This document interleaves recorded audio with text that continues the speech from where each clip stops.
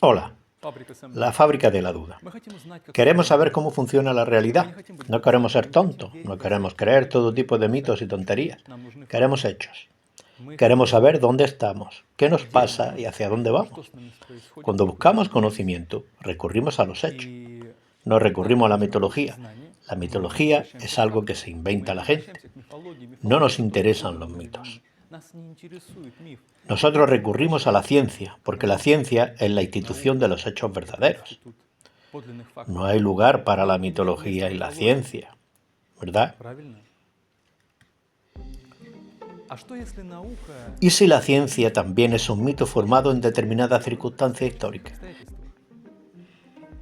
¿Y si la ciencia es anticientífica? Es la forma en la que estamos acostumbrados a aceptarla. Primero, miramos esta foto. Esto es un caimán. Es un animal antiguo, pero en realidad es simplemente un cocodrilo. Esto es un caimán, un cocodrilo, y esto es la luna. ¿Cómo están conectados estos objetos en tu mente? Lo más seguro es que de ninguna manera. Ahora escucha a los antiguos mayas. Los antiguos indios describieron lo que es un eclipse. Hoy comienza el eclipse. Un enorme cocodrilo se tragará de nuevo la luna. ¡Tened cuidado, bobos! Escondeos en vuestras chozas, o el caimán se os tragará a vosotros también. ¿Qué vas a decir? ¿Que es mitología? Dirás. Claro que es mitología. La gente se lo ha inventado. ¿Qué caimán? ¿Dónde he visto yo una cosa así? No he visto un caimán tan grande. Eso no ocurre. Es solo un cuento de hadas. ¡Qué tontería! Qué bien que hayamos avanzado en el progreso científico. Por supuesto, estamos más avanzados. Sí, pero responde a una pregunta. ¿De qué está hecho el mundo? El mundo está hecho de átomos. Está hecho de átomos, cierto, pero ¿qué aspecto tienen los átomos? ¿Qué aspecto tienen los átomos? Digamos así, ¿qué imagen viene a tu mente cuando escuchas la palabra átomo? Deja que te ayude. ¿Podría ser así? Exacto, porque los átomos son bolitas. Claro que los átomos son unas bolitas y las moléculas son unas bolitas con palitos. Así es, el mundo está hecho de bolitas, ¿verdad? Este mundo está hecho de bolitas.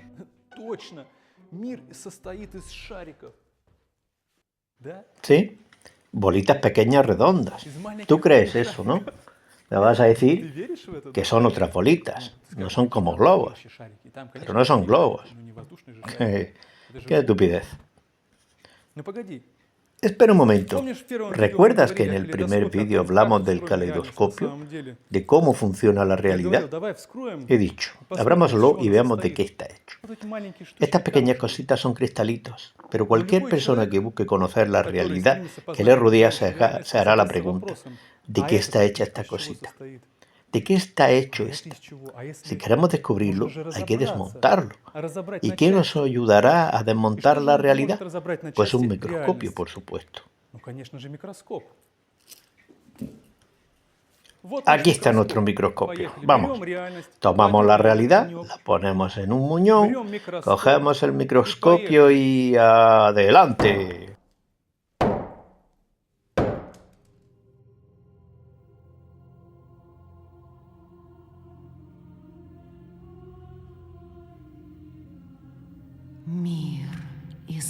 El mundo ha cambiado. Puedo sentirlo en el agua. Puedo sentirlo en la tierra. Puedo sentirlo en el aire. ¿Has oído eso? ¿Qué ha sido eso? Los humanos se colaron en la mecánica cuántica, en el microcosmos. No es una mala idea. Empezó con Demócrito, que pensaba hace mucho tiempo, bueno, supongo que el mundo está hecho de estas partículas indivisibles. Él no los había visto. Él lo suponía. Es tan interesante que una persona puede suponer que todo está hecho de estas pequeñas cosas. Así que Demócrito Supuso que todo está hecho de estas partículas. Luego pasó mucho tiempo. Escucha lo que dijo Isaac Newton sobre los átomos. Me imagino que desde el principio Dios creó la materia en forma de partículas sólidas, pesadas, impenetrables y móviles, en tal número y proporción respecto al espacio como mejor convenía al objeto que se había propuesto. Y por el hecho mismo de que estas partículas primitivas son tan sólidas e incomparablemente más duras que ninguno de los cuerpos compuestos de ellas, tan duras de hecho que no se rompen ni se desgastan jamás. Nada, ningún poder ordinario es capaz de dividir lo que fue originariamente unido por Dios. Así que aparentemente todos los cuerpos fueron construidos a partir de las mencionadas partículas sólidas impenetrables, que fueron colocadas en el espacio el primer día de la creación, según las indicaciones de la inteligencia divina. Bueno, impresionante. Es el señor Newton.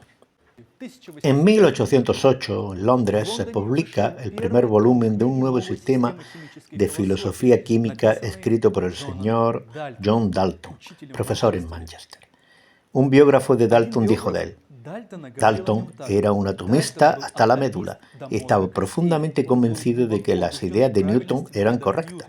Para él, sus átomos sólidos impenetrables eran tan reales como si los hubiera visto con sus propios ojos y tocado con sus manos. Además, dicen que este señor Dalton estaba tan delirante por los átomos, tan delirante por ellos, que incluso los dibujaba. ¿Y cómo los dibujaba? ¿Cómo los dibujaba si nadie los había visto? Te sorprenderías, pero los dibujó así. Bolitas, circulitos. Él pensaba que el mundo estaba hecho de pequeñas bolitas. Deliraba con átomos. ¿Entiendes? ¿Entiendes? Deliraba con átomos. Los veía por todas partes, en el aire, en todas partes. Sentía que estaba hecho de bolitas y dibujaba átomos.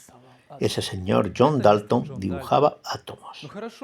De acuerdo, después empezaron a realizar diferentes experimentos. Se estableció una especie de teoría atomística. Y todo eso está bien. En la física clásica todo está claro, todo se puede calcular, medir, todo fácilmente se explica por las leyes mecánicas. Bueno, mira, tenemos un objeto, ¿verdad? Podemos acercarnos a ese objeto con una regla, medirlo y podemos entender y comprender sus dimensiones. Es muy fácil. Al contrario, cuando cuando ellos quisieron acercarse al microcosmos, empezaron a suceder cosas extrañas. ¿Puedes imaginarte lo siguiente? Había un objeto.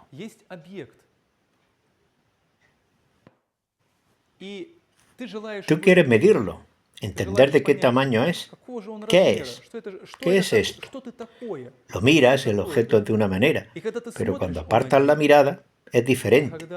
Uno da la vuelta, es otro. Miras, uno, otro, es uno, otro.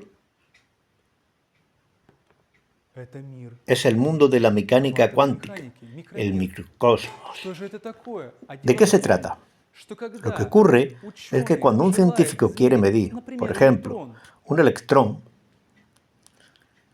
en el momento en que quiere medirlo, el electrón deja de ser lo que era antes de que él decidiera medirlo.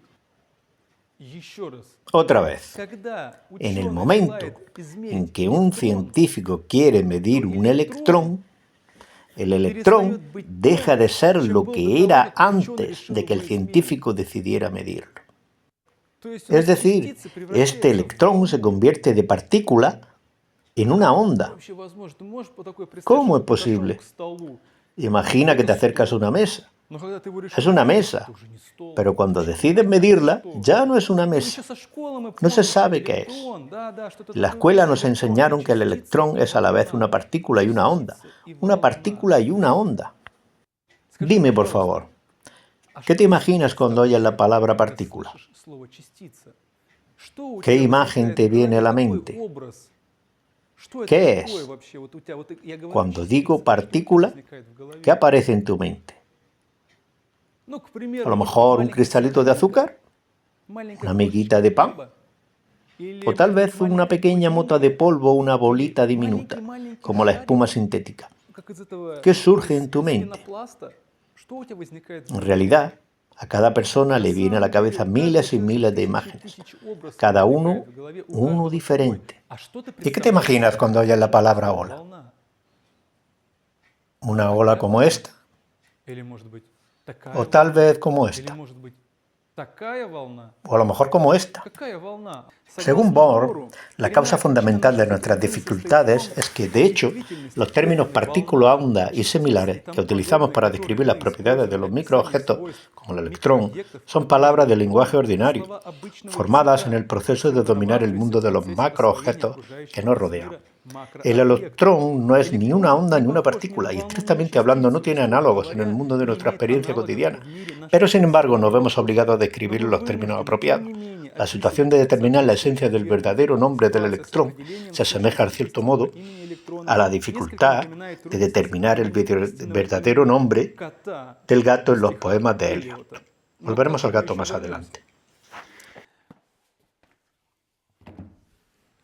Entonces, resulta que utilizamos las palabras que estamos acostumbrados a utilizar para describir el mundo en que vivimos, el mundo de los macroobjetos. No vivimos en el mundo de los microobjetos, pero utilizamos palabras de nuestro entorno para describir acontecimientos de un mundo distinto, el micromundo.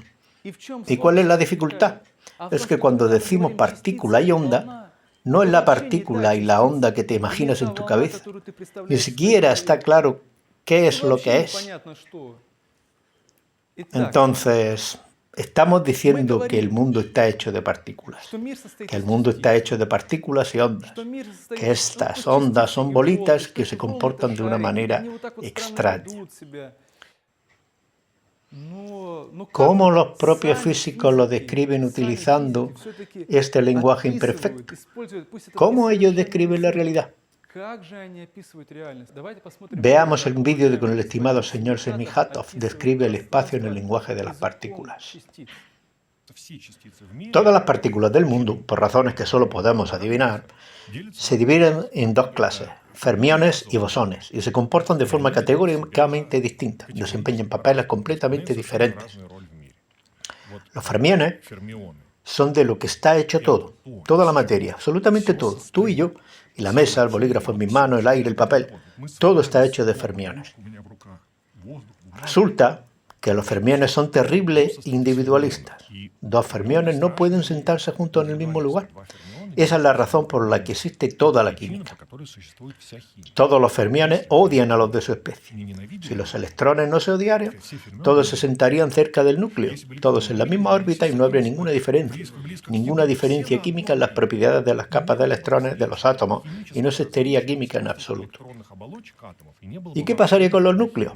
Creo que probablemente tampoco habría núcleo, todo colapsaría. Los fermiones es una cola de las personas que se odian, que son desagradables unos para otros y por eso se mantienen a una distancia respetuosa. El mundo está hecho de ellos. Los bosones actúan como mensajeros. Si te empujo y los dos somos fermiones, resulta que no soy yo quien te ha empujado. En realidad, dependiendo del tipo de interacción que intercambiamos, yo he emitido una partícula bosónica, que después de salir de mí ha llegado hasta ti, y tú has emitido un empujón después de un rato. Por el contrario, los bosones son del tipo de personas, el tipo de partículas, que son los colectivistas. Se juntan. Si los espectadores fueran bosones y llenaran una sala de cine, todos ellos sin excepción se sentarían en la misma butaca. No sería un problema para ellos, cabrían todos. Crearían lo que se llama un condensado de Bose-Einstein, con solo sentarse en un sitio y ya está. Está muy chulo, ¿verdad? Es decir, a los bosones les gusta sentarse en la misma silla del cine. Y los fermiones son una cola de odiadores que no se gustan. Acabo de empujarte, lo que significa que soy un bosón y he emitido una partícula, una bolita. No, puede ser quizás. Espera, ¿no te recuerda esto algo? Estamos justo donde empezamos. Mira esta imagen ahora. Mira esta imagen. ¿Qué tienen en común? Ese es un caimán y eso es la luna. Ahora escucha a ese señor chamán. Esta noche empieza el eclipse. Un enorme cocodrilo se tragará una vez más la luna. Tened cuidado, bobos, esconderos en vuestras chozas, si no el caimán os tragará y a vosotros también. ¿Te suena de algo? Veamos de nuevo al señor Semihatov en un escenario diferente. Todas las partículas del mundo, por razones que solo podemos adivinar, se dividen en dos clases, fermiones y bosones, y se comportan de forma categóricamente distinta. Desempeñan papeles completamente diferentes en el mundo. Los fermiones son los que están de lo que está hecho todo, toda la materia, absolutamente todo, tú y yo. La mesa, el bolígrafo en mis manos, el aire, el papel, todo está hecho de fermiones. Resulta que los fermiones son terribles individualistas. Dos fermiones no pueden sentarse juntos en el mismo lugar. Esa es la razón por la que existe toda la química. Todos los fermiones odian a los de su especie. Si los electrones no se odiaran, todos se sentarían cerca del núcleo, todos en la misma órbita y no habría ninguna diferencia química en las propiedades de las capas de electrones de los átomos y no existiría química en absoluto. ¿Y qué pasaría con los núcleos? Creo que probablemente tampoco habría núcleo, todo colapsaría. Los fermiones, en esta cola de personas que se odian, que son desagradables los unos para los otros y por eso se mantienen a una distancia respetuosa. El mundo está hecho de ellos. Los bosones actúan como mensajeros. Si te sientes empujado por mí y los dos somos fermiones, resulta que no soy yo quien te ha empujado. En realidad, dependiendo del tipo de interacción que intercambiamos, yo he emitido una partícula bosónica, que después de salir de mí ha llegado hasta ti, y tú has sentido un empujón después de un rato. Por el contrario, los bosones son del tipo de personas, el tipo de partículas, que son los colectivistas, se juntan. Si los espectadores fueran bosones y llenaran una sala de cine, todos ellos sin excepción se sentarían en la misma butaca. No sería un problema para ellos, cabrían todos. Crearían lo que se llama un condensado de Bose-Einstein, con solo sentarse en un sitio y ya está.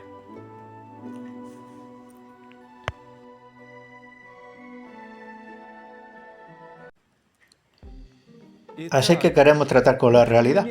No queremos mitos. Y como no queremos mitos, recurrimos a la ciencia, porque la ciencia es la institución de los hechos verdaderos. No hay lugar en la ciencia para mitos, para cosas que la gente ha inventado, porque la ciencia es... Esto es un hecho. Los científicos intentan dar explicaciones. No solo los científicos, nosotros también. Intentamos con sentimientos imperfectos describir la realidad en la que estamos. Estos intentos se parecen a esto.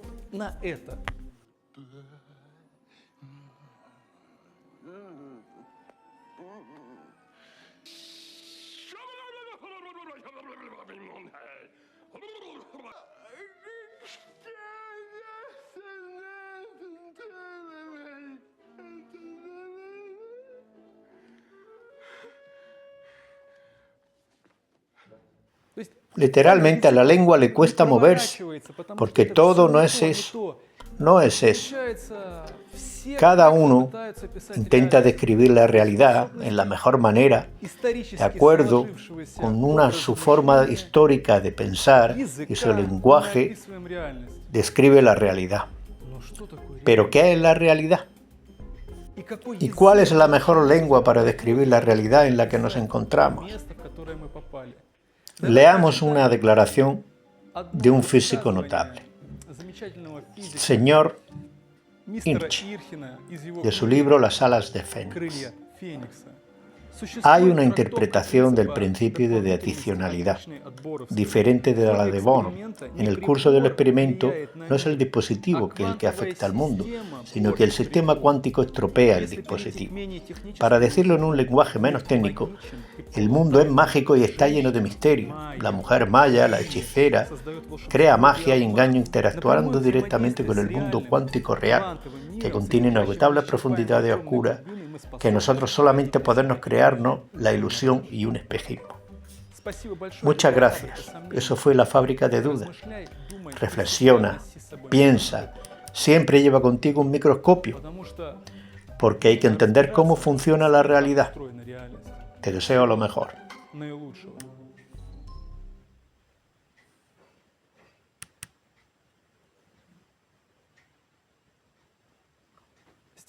el poema de T.S. Eliot. Pero además de esos nombres todavía queda otro, el nombre que jamás lograremos adivinar. El nombre que ninguna búsqueda humana puede descubrir, pero que el gato conoce, aunque nunca habrá de confesarlo. Cuando sorprendan a un gato en intensa meditación, la causa, les advierto, es siempre la misma. Su mente está entregada a la contemplación del pensamiento de su nombre, su inefable, efable, inefable, profundo e inescrutable al nombre único que le han puesto al nacer. Además de esos nombres, es exactamente eso, que además de los nombres partícula y onda, Paul Feyerabend no da una definición del mito. Él está más preocupado por la cuestión de la esencia del conocimiento científico.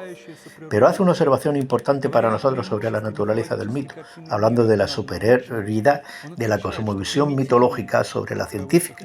Señala que los pensadores primitivos, entre paréntesis, revelan una cosmovisión mucho más profunda de la naturaleza del conocimiento que sus rivales filosóficos ilustrados. Por lo tanto, es necesario reconsiderar nuestra actitud hacia el mito, la religión, la magia, la brujería y todas esas ideas que los racionalistas querrían eliminar para siempre. Él más de una vez señala que la mitología está, en esencia, mucho más cerca de la realidad objetiva, porque la persona que cree en ella, aunque sea dogmática y dura en términos de control sobre la esfera de la condición humana, no le viene impuesta. Esta persona vive en el mundo de su mitología. La ciencia, en cambio, se impone desde arriba. El individuo la aprende en la escuela y la siente como la única imagen correcta del mundo. Nadie ha visto los átomos, pero creemos en ellos. Creemos todo el tiempo en lo que nos dicen y de esta manera vemos el mundo. ¿Es tan científica la imagen del mundo en que vivimos?